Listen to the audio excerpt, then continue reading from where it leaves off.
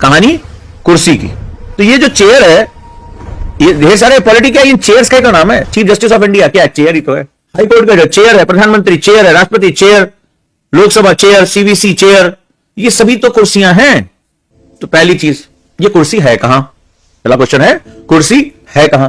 तो है कहां मतलब कौन से पार्ट में है, कौन कौन से आर्टिकल इसे डील कर रहे हैं, ये आर्टिकल इसको कौन सी पावर देते हैं। अब तुम सोचो कि तुम ही थोड़ी देर के लिए, तुम ही लोकसभा स्पीकर, तुम ही राष्ट्रपति, तुम ही प्रधानमंत्री, तुम्हारी सब कुछ, तुम्हारी माता, तुम्हारे पिता, चलो भाई अब तुम्हें इस कुर्सी पर बैठना है थोड़ी देर के लिए, तुम्हें कुर्सी, मैंने ऐसे नाम, अभी तुम्हें नाम आइडेंटिफाई करा दूंगा।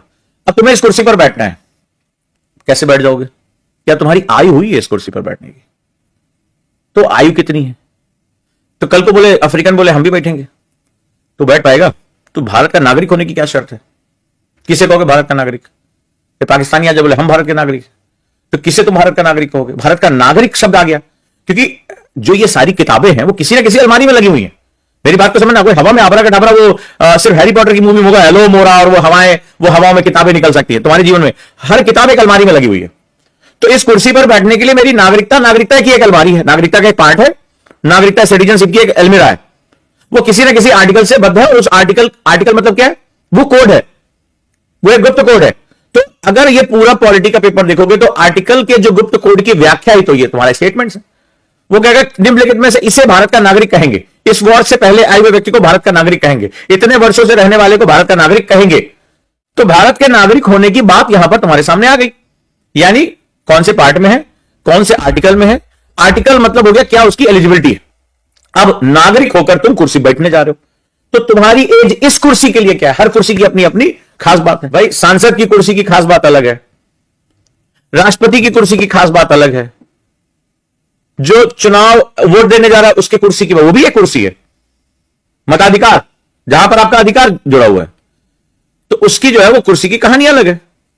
तो पॉलिटी का मेजर पार्ट जो है वो कुर्सी की कहानी। अब जैसे तुम्ही को इस कुर्सी बैठना है, इस चेयर पे तुम्हें बैठना है, तो तुम्हारी मान लो राष्ट्रपति की कुर्सी पर तुम्हें बैठना है। चलो वहीं से देश के प्रथम नागरिक से शुरू करते हैं। तो राष्ट्रपति कुर्सी पर तुम्हें बैठना है, तुम्हें बता दे रहा हूं कहां तक क्वेश्चन आएगा। तो इतना पॉलिटी 10 दिन के अंदर पॉलिटी खत्म हो जाएगी तुम्हारी, इतना इजी है ये। लेकिन कैसे, जरा देखो। अब तुम्हें कुर्सी बैठना, चलो एक अभ्यास करते हैं।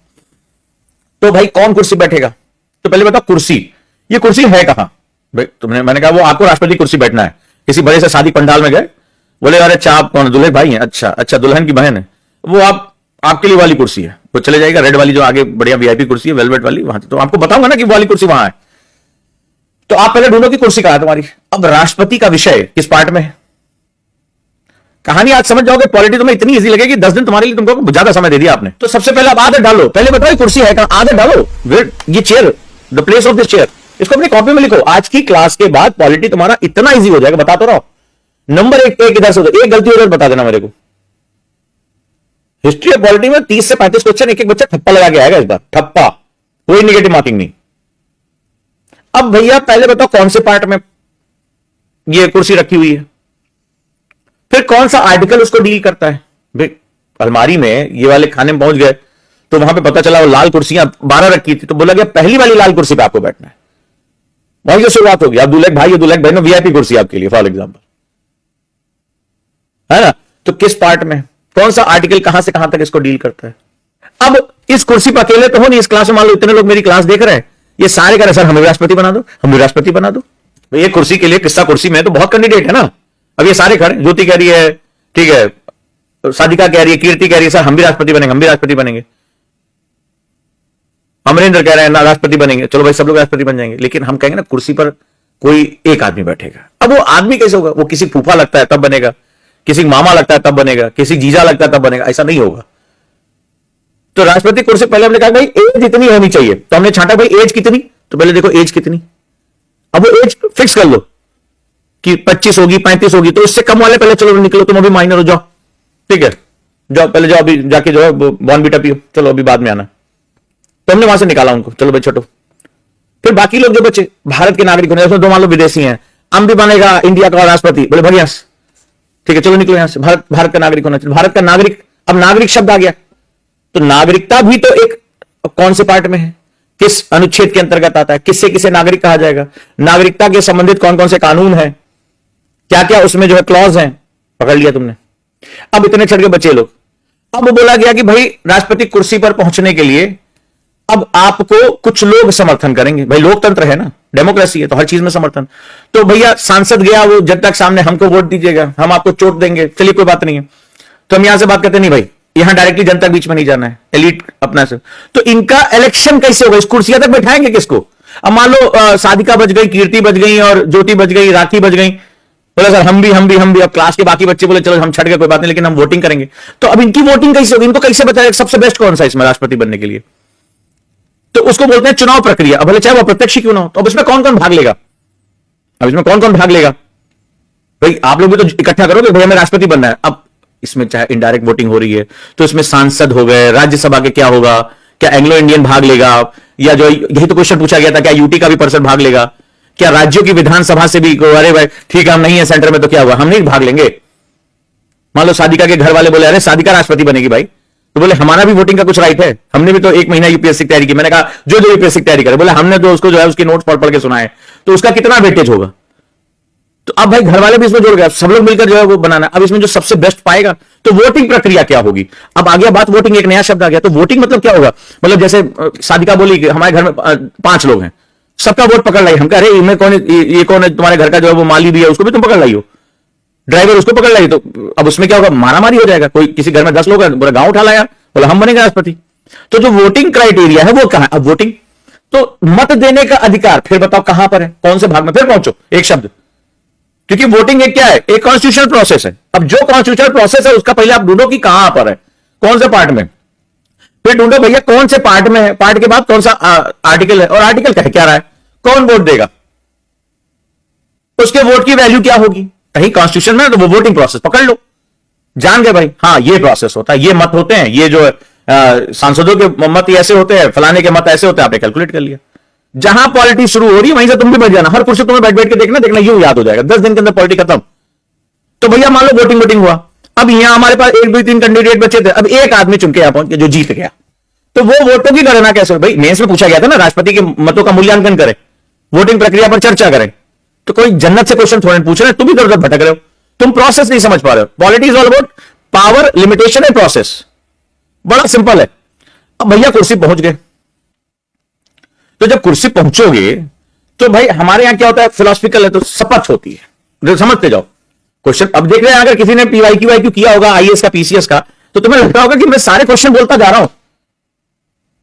भाई चुनाव प्रक्रिया पूछा गया है, राष्ट्रपति बनने की अर्हता पूछी गई है, क्या एलिजिबिलिटी होती है, कहां कहां राष्ट्रपति से संबंधित विषय कहां पर है, यह भी पूछा गया क्वेश्चन। अब जब कुर्सी बैठने जा रहे किसी कुर्सी बैठ तो रहे, लेकिन उल्टा सीधा काम मत करना, क्योंकि हर कुर्सी की गरिमा है, वो संवैधानिक कुर्सी है, तुम्हारे घर की कुर्सी नहीं है। तो बोले कसम खानी पड़ेगी कि हम जो काम करेंगे ईमानदारी से करेंगे, खानी तो पड़ेगी, करे ना करे तुम्हारे ऊपर है। तो वो शपथ दिलाएगा कौन? बोले हम तो सिर्फ मम्मी बात समझते हैं, तो मम्मी के हम शपथ ना दिलाएंगे, हम सिर्फ सर पे हाथ रहेंगे, खाई लो कसम, झूठ बोलो तो तुम्हारा इसी की तैसी, तो वो वाला यहां काम नहीं करेगा। तो वो शपथ दिलाएगा कौन? तो हर किसी के एक पद की गरिमा होती है, भाई कुर्सी भी तो मेंटेन होती है। घर के डाइनिंग टेबल पे मुख्य कुर्सी पापा बैठते हैं, बगल मम्मी बैठती हैं, तुम लपुआ झपुआ दूर बैठते हो। तो उसी तरह से उनको कसम कौन दिलाएगा, शपथ कौन दिलाएगा, ये तुम्हें पता होना चाहिए। पूछा गया क्वेश्चन कि राष्ट्रपति को शपथ दिलाता कौन है? अब आप कहेंगे चीफ जस्टिस ऑफ इंडिया, बात की बात है, तो chief of justice of India को कौन कसम दिलाता है? तो पापा को कसम कौन देता? मम्मी, और मम्मी कसम कौन देता? पापा। तो भाई कुर्सी बराबर होगी तभी तो कसम दे पाओ, तुम्हारी कसम का कोई लेना देना है नहीं, चप्पल अलग बढ़ जाए। तो यहां पर जो है अब आपने कसम दिला दी, अब बैठ गए आप कुर्सी पे, आप बैठ गए आराम से, तो आपकी कुर्सी पोजीशन क्या? भारत के प्रथम नागरिक हैं। अब आप करेंगे क्या कुर्सी बैठ के? बोले मूंगफली छीलेंगे, तो ऐसा नहीं होगा। तो रहा कुर्सियां है कहां? सड़क किनारे थोड़ा डाल देंगे, तो आप रहेंगे राष्ट्रपति भवन में। अब राष्ट्रपति भवन एक आर्किटेक्चर है, पढ़ लो उसके बारे में, कौन बनाया, रायसीना हिल कहां है, गार्ड ऑफ ऑनर क्या होता है, कभी लटके झटके जीके में क्वेश्चन पूछ लेते हैं सब। तो पहली बात तुम्हारे पास अब कुर्सी में शक्तियां क्या है, तो शक्ति क्या होती है? तो जब हम शक्ति की बात करते हैं, पॉलिटिकल पावर, इकोनॉमिकल पावर, सैन्य शक्तियां, तो अब शक्तियों के बारे में थोड़ा डिस्कशन कर लेते हैं। भाई सभी सेनाओं का प्रमुख कमांडर कौन है? जो सुप्रीम कमांडर कौन है? राष्ट्रपति। सारी शक्तियां निहित हैं। भारत का शासन किसके नाम पे चलेगा? राष्ट्रपति। तमाम तरह की जो है वो चिक चिक यहां पर होती रहेगी। अब चलो भाई, हम शक्तियां भी कई प्रकार की होती है, एक एक्चुअल और एक ऑर्नामेंटरी। पार्लियामेंट्री मतलब विभूषण के रूप में, जैसे भारत का शासन राष्ट्रपति के नाम पर चले, गणराज्य का प्रमुख है। तो यहीं पर आ गया पार्लियामेंट किसके साथ नहीं था, मतलब पार्लियामेंट किसकी तरफ मुंह देख के शासन चलाएगा, आपकी तरफ। तो पार्लियामेंट में आप शामिल हो गए अपने आप, राष्ट्रपति, लोकसभा, राज्यसभा, वेरी गुड। तीनों सेनाओं का प्रमुख कौन है, आप ही हैं, भले चाहे आप कभी लड़ने ना गए हो, लेकिन आप ही के नाम पे सारा बवाल होगा। सरकार का मुखिया कौन, आप। और अब ये देखिए आप कहां कहां के मुखिया हैं, देश के प्रथम नागरिक आप। तो जब आप किससे मिलेंगे, कोई देश का राष्ट्राध्यक्ष आ रहा है तो आप किसकी आगवानी करने पहुंचेंगे, किससे आप मिलने पहुंचेंगे, आपको यह भी पता होना चाहिए कि मेरे समकक्ष कौन कौन है। किसी देश का प्रधानमंत्री आ रहा है तो हम मिलेंगे कि नहीं मिलेंगे, राष्ट्रपति आ रहा है तो मेरा प्रोटोकॉल में होना जरूरी है कि नहीं जरूरी है। आ जाओ भैया यहां पे, फिर आ जाओ कि भाई एक्चुअल पावर कौन कौन सी, चाहे वो इमरजेंसी की पावर हो, चाहे सरकारों को हटाने की पावर हो, लगाने की पावर। जब शासन के मुखिया हमारे नाम पे चलो तो हमारा ही हस्ताक्षर जगह होगा ना। तो हम किसको हटा सकते हो, किसको निकाल सकते हैं, किसको नियुक्त कर सकते हैं। तो एक बार पकड़ लो ना अपना काम। अब तुम कुर्सी बैठोगे तो कोई बोले अरे साहब ये काम है, ये काम, ए भाई देखो ये काम हमारे काम में आता है। तुम मृत्युदंड को माफ कर सकते हो कि नहीं कर सकते हो, तुम किसकी किसकी अपॉइंटमेंट कर सकते हो, चीफ जस्टिस ऑफ इंडिया की कर सकते हो, प्रधानमंत्री कर सकते हो, राज्यपाल कर सकते हो, फलानवा कर सकते हो, डेकनवा कर सकते हो, किसकी किसकी कर सकते हो। तुम्हारे हाथ में क्या है, बैठो थोड़ी देर कुर्सी पे, 5-10 मिनट बैठ के देखो आराम से। हाँ भाई कौन कौन किसको अपॉइंट करते हो, जब अपॉइंट करो तो हटा भी तो सकते हो, तो किसको किसको हटा सकते हो। भले चाहे प्रधानमंत्री हटवाए कोई हटवाए, लेकिन हटा तो सकते हैं, मेरे साइन होने चाहिए, तो मुझे पता होना चाहिए ना। फिर कौन कौन सी रिपोर्ट, जो संवैधानिक संस्थाएं, कौन कौन सी रिपोर्ट हमारे पास आएगी, और कौन सी रिपोर्ट सीधे जो है लोकसभा में जाएगी, कौन सी राज्यसभा में, लेकिन कौन सी मेरे पास आएगी। एक बार उसकी लिस्ट बना लो, कौन कौन सी रिपोर्ट मेरे पास आ रही है, मेरे टेबल पे कौन कौन सी रिपोर्ट पहले मेरे पास आएगी, फिर हम जिसको देना होगा हम दे देंगे। यूपीएससी क्वेश्चन ही तो है कि फलाना रिपोर्ट किसको रखी जाएगी, फाइनेंस कमीशन की रिपोर्ट किसको जाएगी, कैग की रिपोर्ट किसको जाएगी। तो रिपोर्ट जा किसको रही, हमारे पास कौन सी रिपोर्ट आएगी, हम क्या करेंगे। फिर अब पावर है, तो पावर हमें कॉन्स्टिट्यूशन मिली हुई है ना, हम कौन सा बिल देख सकते हैं, कौन सा बिल रोक सकते हैं, कौन सा हम किसका मृत्युदंड माफ कर सकते हैं, किसको हम वापस भेज सकते हैं रिव्यू करने के लिए, हमें पता होना चाहिए। फिर अब जिन लोगों ने हमें बिठाया, कल उनका मन खराब हो गया, बोला हम हटाएंगे तुम्हें, तो हटाने की शक्तियां भी तो पता होनी चाहिए। अब हटाने की शक्तियां तो कहीं ना कहीं तो होगा। यहां जो भी बातें मैं जितनी लाइनें बोल रहा हूं वो सबके अगेंस्ट एक आर्टिकल है, सबके अगेंस्ट एक आर्टिकल है, वो मुझे पता होना चाहिए कि संविधान के बारे में क्या बताया। संविधान एक कोडिफिकेशन है, कोड में बात करता है, 345, 347, 420, 433 ABCD उसके उप क्लॉज बना दिए गए, समझो इतनी बड़ी बड़ी बातों को कहने के लिए, लेकिन वो कहीं ना कहीं तो है। तो मुझे हटाने की प्रक्रिया क्या होगी, क्या बोलेंगे उसको, महाभियोग, इंपीचमेंट। तो कैसे होगा इंपीचमेंट। फिर जब हम कुर्सी बैठे, हमें इम्यूनिटी क्या मिल रही है, भारत के राष्ट्रपति हम, भैया भारत का शासन मेरे नाम चल रहा है। कोई आया मान लो ऐसा ही आया, बोले और क्या FIR हुआ है, चलिए गिरफ्तार कर ले, तो क्या मुझे गिरफ्तार कर सकता है, मैं भारत के राष्ट्रपति पद पे बैठा हूं। तो मुझे इम्यूनिटीज क्या मिली है, सैलरी भत्ता कितना मिलेगा, बाबू ऐसे कुर्सी बिठाए रखो, कितना काम कराओगे, सैलरी भत्ता कितना मिलेगा। रिटायरमेंट के बाद हमारे पास क्या है, क्या मेरे लिए कुछ अलग, हमें जाके किराया मकान ढूंढना पड़ेगा मुखर्जी नगर में, हे बाबू हम भारत के राष्ट्रपति थे हमें कमरा दे दीजिए, नहीं होगा ना। तो कुछ तो इम्यूनिटीज मिलेगी, कुछ तो हमें रेम्यूनरेशन मिलेगा, कुछ आगे चलकर हमें प्रमुख, हमारी गणना कहां होगी, रैंकिंग हमारी क्या है, पूर्व राष्ट्रपति की रैंकिंग कहां तक आती है, क्या वो कैबिनेट मिनिस्टर से ऊपर होता है, नीचे होता है। तो आपको लग रहा होगा अरे बाप रे बाप कितने क्वेश्चन हमने कराए हैं, यही सब क्वेश्चन तो अरे यार हमने देखे हैं, क्योंकि तुम टुकड़े टुकड़े में पढ़ रहे हो यार, तुम्हारे सामने जो क्वेश्चन आ रहा है तुम वही कर रहे हो, तुम ये समझ नहीं पा रहे कि उस कुर्सी पर बैठने उतरने की जर्नी क्या है, कुर्सी पर बैठने उतरने की जर्नी क्या है।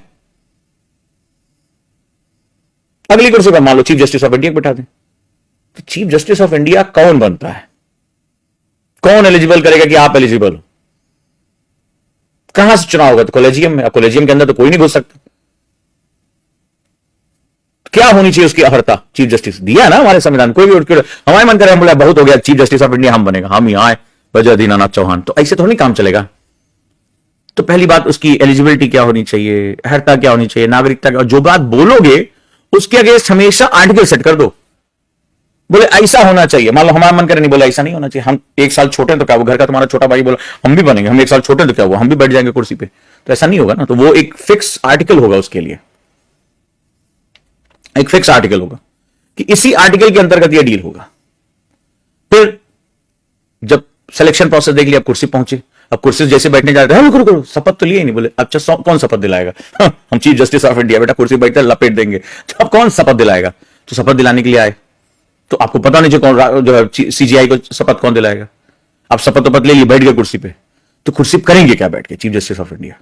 बोले न्याय करेंगे, बाकी लोग क्या करें, मूंगफली छिल रहे हैं, मटर जाड़े में आया मटर आई है तो सबको दे दिया है, नीचे डलिया लेके जो है वो मटर छिल रहे हैं। हाँ आज क्या बनेगा, अच्छा मटर की पूड़ियां बना रही भाभी जी, ऐसा तो नहीं होता होगा वहां पे संविधान पीठ के नीचे ऐसा तो नहीं होता होगा। तो उनकी पावर्स क्या है, वो किसके समकक्ष हैं? कस्टोडियन ऑफ कॉन्स्टिट्यूशन का क्या मतलब हुआ? अब ये क्वेश्चन यूपीएससी ने पूछ लिया है, इसमें आपने किया होगा कि भाई वो किन मसलों पर राष्ट्रपति को सलाह दे सकते हैं, पूछेगा सब्जेक्ट, सलाह दे रहे हैं तो सलाह मतलब राष्ट्रपति किसी थोड़े ना ले लेंगी। अब चीफ जस्टिस ऑफ इंडिया से कानूनी मामलों पे सलाह ले रही हैं, तो सलाह मानना ना मानना क्या बाध्यकारी है? क्वेश्चन यूपीएससी ने पूछा है, कौन सी बड़ी बात है? कोई मैं तुम्हें लग रहा होगा आश्चर्यजनक चीजें कर रहा हूं, मैं तो अभी पीवाई की खोल भी नहीं रहा हूं, यही क्वेश्चन पूछे जाएंगे और आए हुए क्वेश्चन, और हर एग्जाम में आए हो, चाहे आईएएस हो चाहे पीसीएस हो, ये बड़ा मामूली चीजें हैं, पढ़ने का मजा देखो। फिर भाई बैठे तो कार्यकाल भी तो मान लो जैसे कार्यकाल वाला छूट गया, बोले कुर्सी बहुत अच्छी लग रही, बहुत बढ़िया गद्दी लगाया भाई साहब, वो एकदम झकास है, पूरा शेर वेर ऊपर बना हुआ है, बड़ा सुंदर कुर्सी है, वहां हम नहीं उतरेंगे। अरे तो तुम्हारा महत्तम कार्यकाल कितने साल का होगा? एक फिक्स टेन्योर भी तो होगा तुम्हारा। अब वो फिक्स टेन्योर में दो तीन चीजें हैं, या तो तुम्हारा टाइम होना चाहिए, तुम्हारी एज होनी चाहिए, भाई दोनों चीजें हैं। अब मान लीजिए आपका जो है वो किडनी बुढ़ापा हो रहा है, किडनी फेल हो रही है, अब बार बार उठ के आपको वॉशरूम जाना पड़ता है, डायबिटीज की प्रॉब्लम है, तो एक समय या तो आयु पकड़ लेंगे एज, और या तो फिर तुम्हारा कितना मैक्सिमम टाइम तुम वहां बैठ सकते हो, सब ठीक ठाक है तो कब तक तुम उस कुर्सी बैठे रहोगे? अनंत काल तक थोड़े बैठे रहोगे। तो हटाने का ये भी तो एक प्रोसेस होता है, किस एज तक रहोगे? या तो एज पहले पूरी हो जाए या तुम्हारा साल पहले पूरा हो जाए, दो ही तरीके हैं टाइम को नापने का। और तीसरा तरीका कुछ कर्मकांड कर दो तो इंपीचमेंट हो जाए।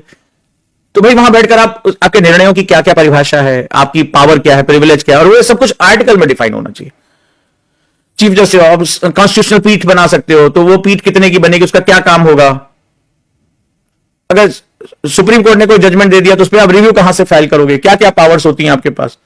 अब जब कुर्सी बैठोगे तो कोई इंपॉर्टेंट हो सकता है, कोई आप जस्टिस दे दो, कोई लड़ाई वड़ाई लड़ लो, कोई बहुत बड़ा आप डिसीजन दे दो कॉन्स्टिट्यूशनल,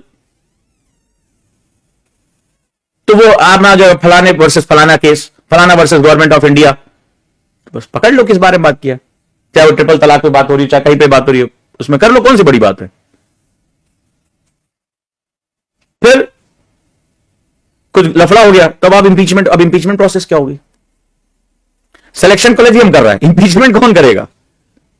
कितने वोट चाहिए इंपीचमेंट के लिए? उसमें कौन कौन से हाउसेस इन्वॉल्व होंगे, वो कितना होना चाहिए, उसकी बारीकी जान लो कि पूरी जितने भी संसद की सीटें हैं उसका 2/3 हो, या जितने मौजूद हो वोटिंग कर रहे हैं उसका 2/3 हो, ये डिपेंड कर, यही बारीकी आपको पता करनी कि एक्चुअली में इसको कैसे हटाएंगे। फिर वो कुर्सी कहां लगेगी? मान लो सभी के पास अपनी अपनी कुर्सी है, तो कुर्सी लगाओगे कहां? किस नंबर के बाद कौन सी कुर्सी आएगी? प्रधानमंत्री राष्ट्रपति के बगल में बैठ सकते हैं अगर सीजीआई बैठे हो तो लोकसभा स्पीकर की कुर्सी किस जगह पे लगेगी? कुर्सी की जगह सीक्वेंस बताओ तो मुझे। ये सब छोटे छोटे प्रश्न कई बार आपको बहुत आश्चर्यचकित करते हैं, इंटरव्यू में लगता है, लेकिन एक्चुअली में वो तुमसे पूरा प्रोसेस आइडेंटिफाई करने के लिए कह रहे हैं। तो अगर आज रात में बैठ जाओगे और ये जो क्वेश्चन हमने कराए हैं इनके कैरेक्टर्स निकाल लो, बड़ा मजा आने वाला है, आज बहुत मजा आने वाला है। और ये काम कर लो आज इस तरीके से, पता नहीं तुमने पढ़ा कि नहीं पढ़ा, इसको थोड़ा बहुत लाइटली फन में ले लो, आज करके देखना, बहुत बहुत मजा आएगा। सारे कैरेक्टर निकाल लो जितने कैरेक्टर तुम्हें मिल रहे हैं, चाहे वो गवर्नेंस है, गवर्नमेंट में, एग्जीक्यूटिव में, न्यायपालिका में, विधायिका में, सबकी पकड़ लो कुर्सी और सोचो कि हमें बनना है तो हम इस कुर्सी के लायक हैं कि नहीं हैं, कैसे बैठेंगे, क्या करेंगे, पावर कहां से मिलेगी, क्या आयु होनी चाहिए, कैसे हटाए जाएंगे या कैसे हम त्याग करेंगे इस कुर्सी का, त्याग करके हम कहां जाएंगे, हमारी क्या पोजीशन होगी। यही है, यही पॉलिटी है, इससे ज्यादा आसान कुछ नहीं है। तुम फंसे रहते हो तो मोटी मोटी किताबों के पन्ने गिनते हो, इसी में खत्म हो जाते हो।